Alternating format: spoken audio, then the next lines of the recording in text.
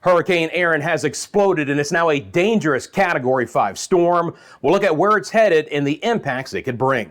Your forecast across the Caribbean and the Bahamas starts right now.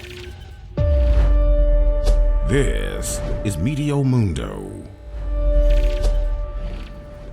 Hi friends, Rusty back here at Meteo Mundo. We are your home for Caribbean weather.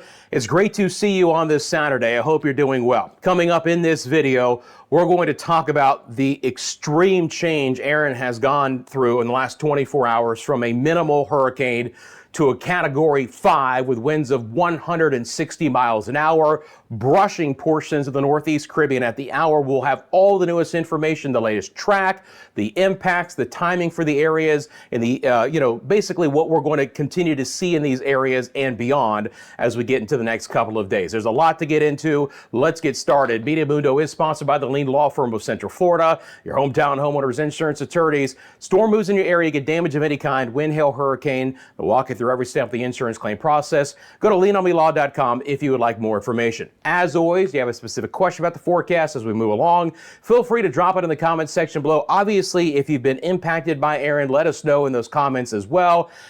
It's unbelievable to see what has happened from this storm, and I cannot tell you how lucky we are. Blessings the fact that this storm has stayed about 100 miles north of the Northeast Virgin Islands and the Leeward Islands. This is a buzzsaw right now. We're still going to get some tropical storm conditions the remainder of this late Saturday, even into the evening hours for the northern Leeward Islands, the Virgin Islands, and Puerto Rico. But this monster with sustained winds of 160 miles an hour is just 100 miles north of the islands. This is the 5 o'clock advisory of this Saturday from the Hurricane Center. Sustained winds 160. Pressure's down to 915 millibars. 24 hours ago, it was at 993. This storm has bombed out to drop its minimal central pressure by nearly 80 millibars in a 24-hour period. I wish I could tell you this was crazy unprecedented, but you just have to go back to Milton last year to have about the same scenario where we went from a high-end tropical storm, minimal hurricane to a Cat 5 in a 24-hour period. We've done the same with Erin today.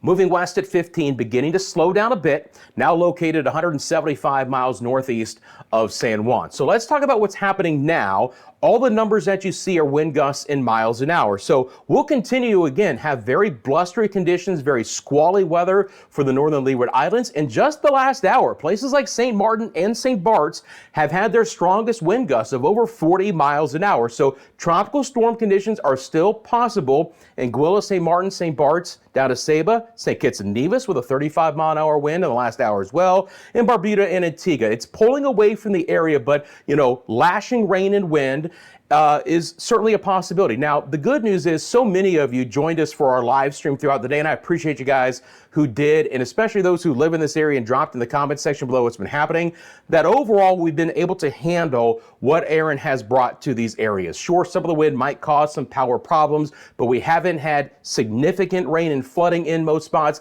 and the winds haven't been strong enough in most areas to really cause any widespread issues. It is going to be, again, a very squally evening for the Virgin Islands, from Anegada to Road Town, Tortola, our friends in Yost Van Dyke, St. Croix, St. Thomas, St. John. Again, these numbers are wind gusts in miles an hour, so we've had a 40 in St. Thomas lately, St. Croix around a 30, Vieques and Culebra, and the lashing rain and winds coming into Puerto Rico as well. San Juan, good 30-mile-an-hour wind.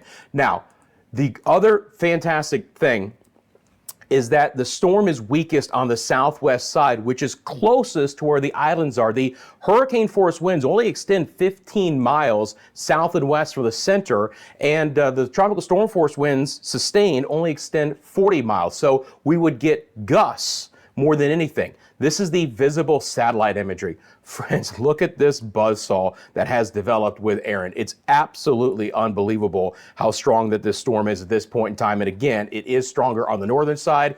You can clearly see that this buoy, which is well away from the center, it actually has the strongest winds. So first thing I want to do here real quickly is I'm going to bring up the live radar out of San Juan. So let's do that. Let me bring that on live. Drop off the satellite data here. So this is your live radar. You can clearly see that from the southeast Puerto Rico radar, we can actually see the center very defined. There is a significant feeder band right now with very heavy rain. Now, for our friends in the Virgin Islands and Puerto Rico, the worst weather is still to come in general. These feeder bands are getting a little bit closer. They're more consistent. There's going to be 30 to 40, maybe even 50-mile-an-hour wind gusts late Saturday evening and overnight through Sunday morning. So the worst is still to come, where we could get 2 to 4, maybe even 5 inches of rain, and I still can't rule out some isolated flooding in this area. I can loop this up. It's just going to be a half-hour loop, but you'll get the idea that, of course, everything is spinning counterclockwise around the center. So all of this rain, which is offshore on the northern side of Puerto Rico right now, still has to drive into the area, because Erin, of course, will be basically moving due west or slightly north of west, but still proximity-wise to Puerto Rico will be relatively close. Then we'll talk about the track as it moves closer to Turks and Caicos coming up. Now, the newest tropical storm watches look like this. We still have a couple for the northern Leeward Islands, St. Martin, St. Bart's, and St. Martin.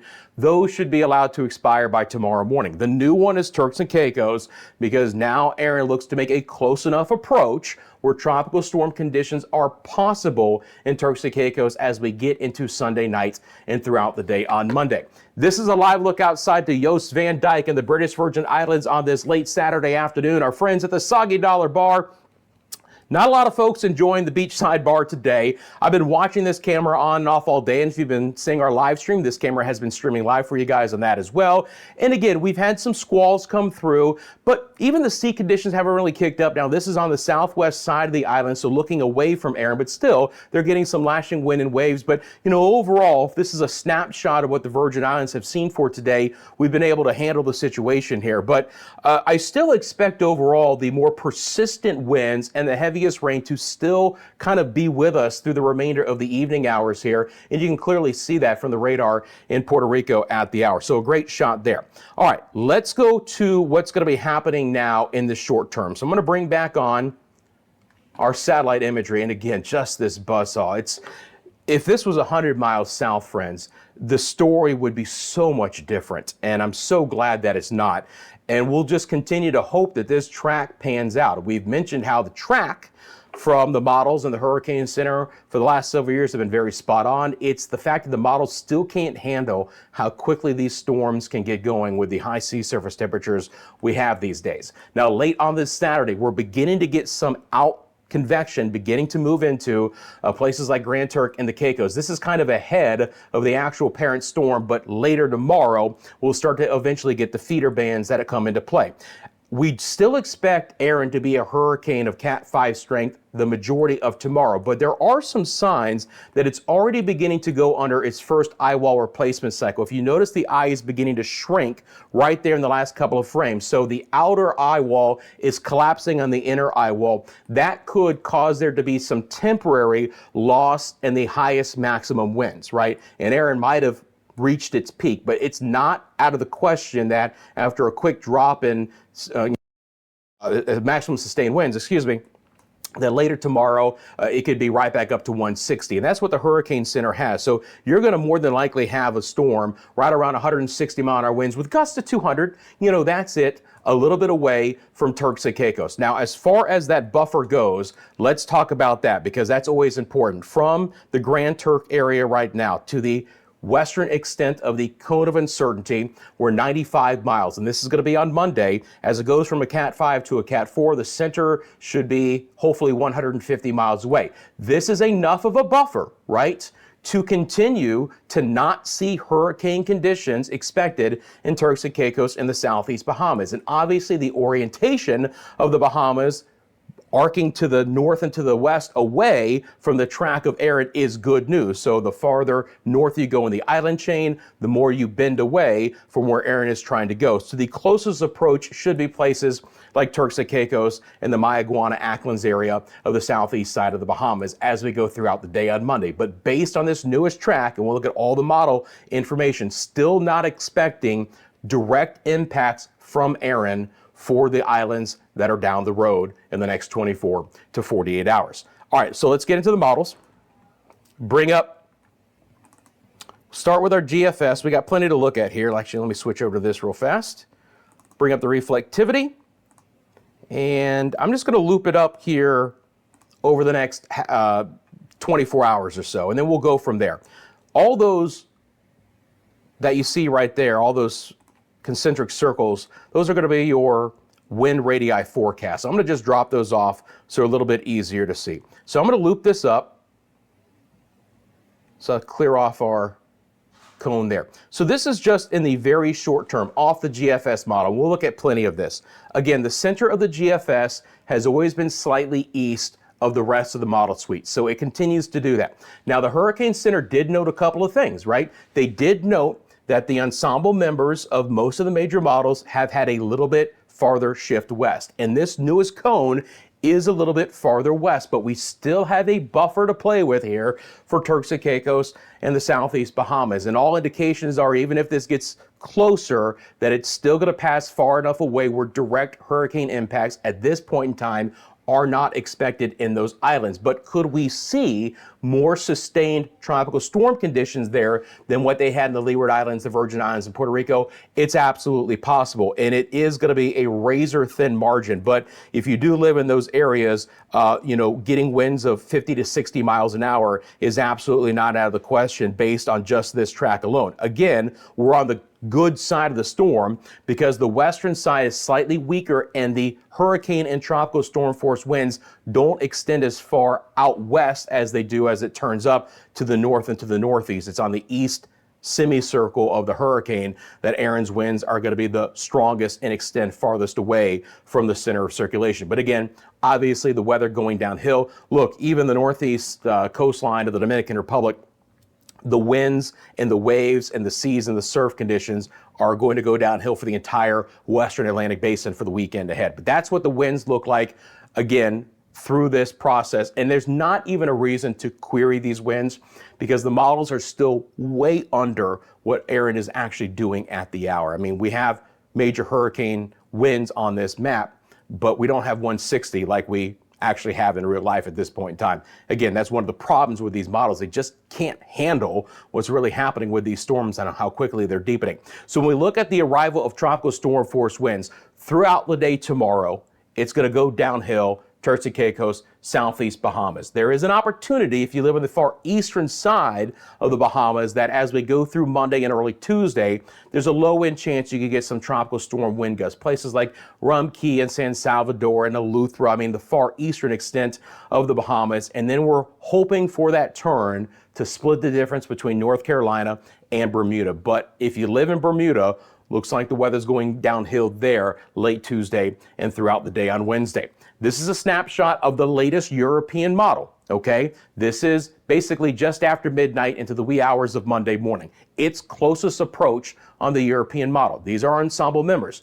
The center still to the north and east of Grand Turk, but some of the farthest southwest members get precariously close. They're still the outliers, right? But just showing you what the models are showing right now that, we've had just a little jog west with some of the ensembles. We still have that buffer, but we're getting closer, and that is a trend to absolutely monitor over the next 24 hours. I'm still not extremely worried about that because with the, mileage that we have to play with here, but we need that turn north when the models are showing it.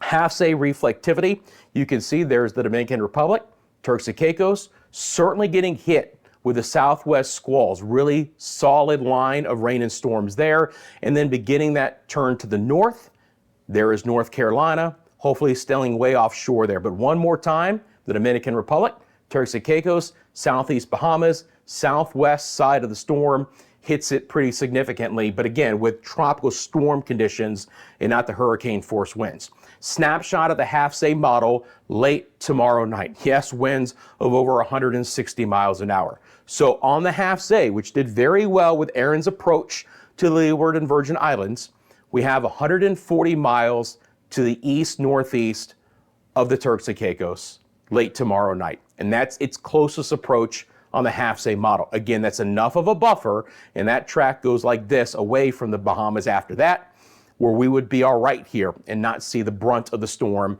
in those areas. So overall, this is what I'm expecting for, again, especially places like Acklins, Mayaguana, Turks and Caicos, Grand Turk included.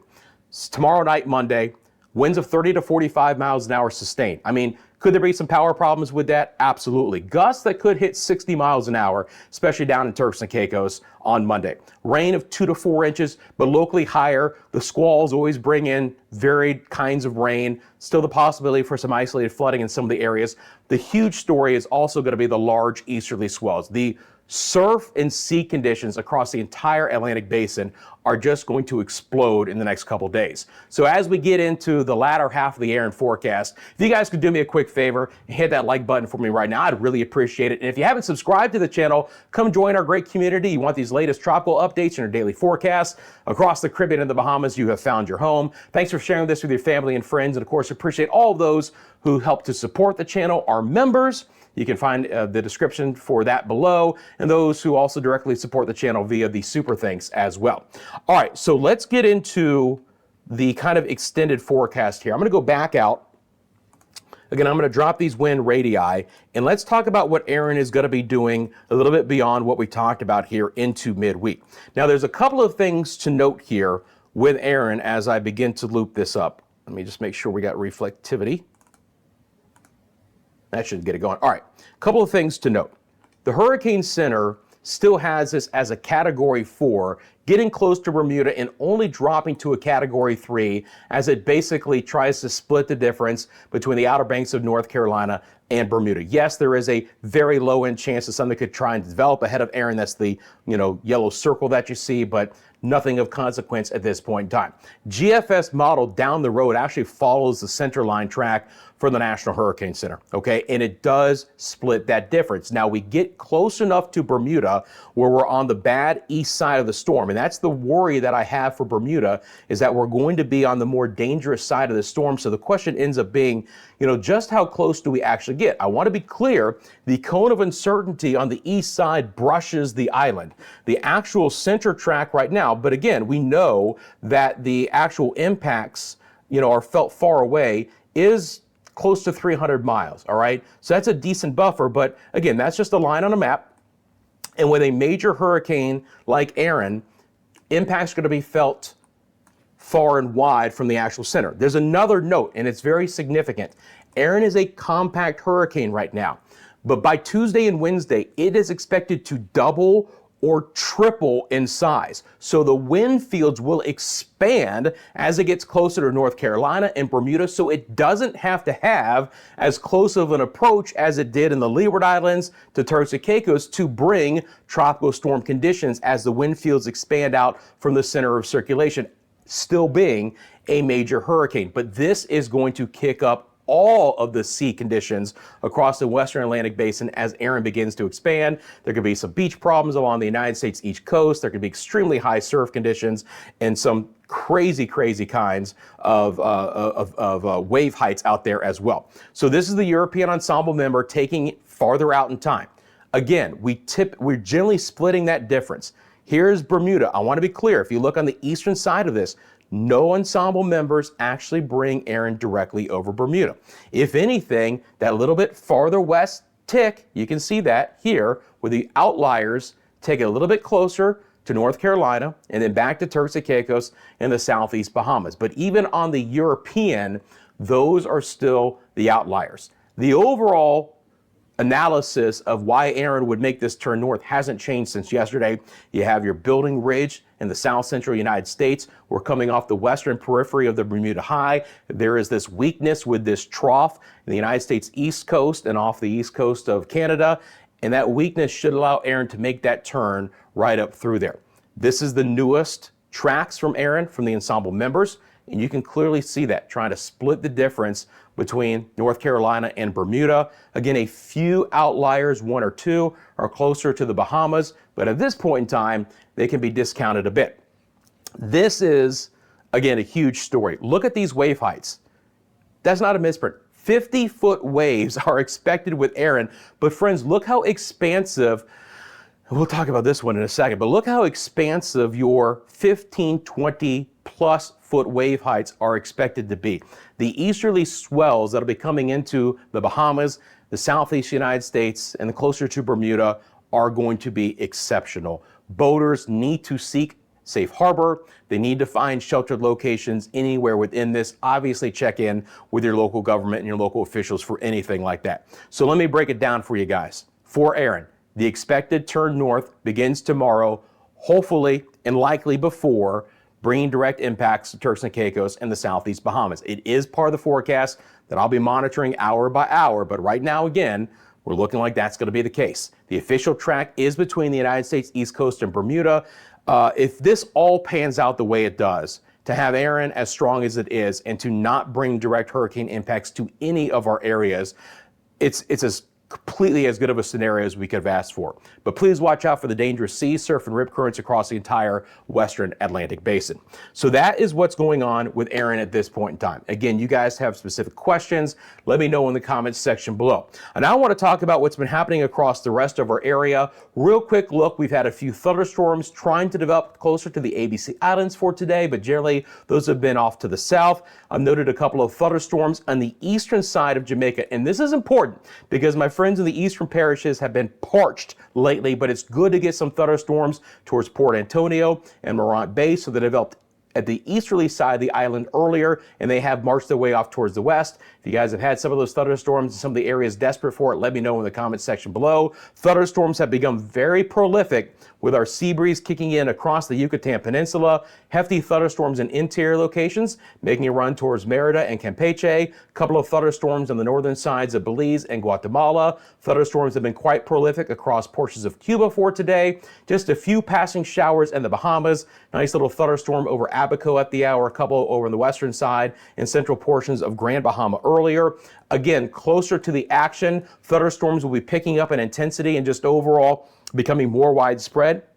The later this Saturday for Turks and Caicos, the northeast side of our friends in the Dominican Republic, and obviously the more direct impacts, but not the hurricane impacts, for our friends here in Puerto Rico and the Virgin Islands and the Northern Leeward Islands, and a few showers and storms for the central and the southern side of the Lesser Antilles to the Windward Islands, but it's been a relatively quiet day. As you guys know, or if you're new to the channel, we have live cameras here at Meteo Mundo to help tell the weather story. So as these storms move into these areas with these cameras, we'll be able to watch them live. And of course, I'll be on live when there are storms that we have to track together. You guys know that from all the coverage I did last year. Live look outside to central Eleuthera and the Bahamas, a few thunderstorms in the distance, but a lot of blue sky. Look at some of these towering clouds in Corinth, St. Lucia. Now, well away from the action, well away from Erin, but we've had a little bit of that today. But overall, it's been a fantastic day in Corinth. And again, a passing shower is possible. And another sun-glistened late Saturday afternoon in Oranjestad. Another beautiful day. And the wind's not as significant today in most of the ABC Islands. Let's get into the extended forecast. If you guys don't mind, I'm going to take a very quick sip of water. I basically ran out, but that's okay. Now I want to talk about what could be happening tropically in the next 7 days. So again, I'm just going to back off these wind radii because there's so many of them here. And we're going to get back into a couple of different models. I am going to start with the GFS and just take it out about a week, okay? Because, friends, it's August. We've been focused on Erin, which we absolutely need to be. But the Atlantic Basin still looks to be quite active here down the road. And there will be additional tropical waves that absolutely bear monitoring, right? On the GFS, we have one with a lower latitude track late next week and into the weekend. Now, I want to be clear. This hasn't even developed yet. Hurricane Center hasn't talked about it. The models are a little bit different on the placement of this, but more than likely, from what I've been seeing on the GFS and the European models, there's a very high likelihood that another tropical wave develops in the main development region or the Atlantic Basin and more than likely strengthens into some kind of a storm. Here are the GFS model. At this point in time, it tries to bring it through the Lesser Antilles and then up through the Greater Antilles. Again, let's not focus on the actual track at this point in time. More than anything, it's a heads up that after Erin moves away, right on the heels, we'll be watching the Atlantic Basin for more development. And again, on this latest run of the GFS, it is a lower latitude storm with more potential direct impacts for some of our area. This is the European model, okay? Here comes Erin moving away. Look back down to the Atlantic Basin, and you're going to see multiple areas. The European model right now is a little bit farther north in latitude with its cluster, but it does have a couple in the Caribbean or the far western Atlantic basin moving into the east central Caribbean. These are the areas to be watching behind Erin about this time next week, but more than likely development would begin to occur mid to late next week as well. Now, rainfall totals are obviously going to be significant along the path of Erin, but still mainly offshore. However, again, totals for the Leeward Islands, the Virgin Islands, and Puerto Rico could be up to 6 inches, 150 millimeters in a couple of spots. And again, for some areas, it's late Saturday night through early Sunday where the strongest winds and the most persistent rain and squalls are likely to still occur, even behind Erin as it moves away. But you can see the extremely heavy rainfall. And again, southeast Bahamas, Turks and Caicos, maybe 2 to 5, up to 6 inches in a couple of spots. Elsewhere, portions of Quintana Roo, Central America will be wet. And again, more rain moving back in later with the next potential tropical disturbance moving back in.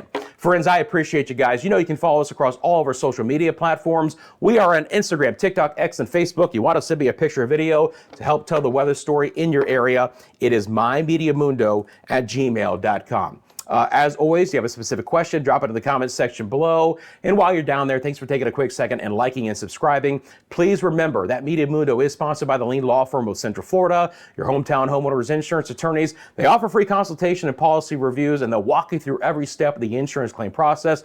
You got nothing to lose. Check them out. It's leanonmelaw.com if you would like more information.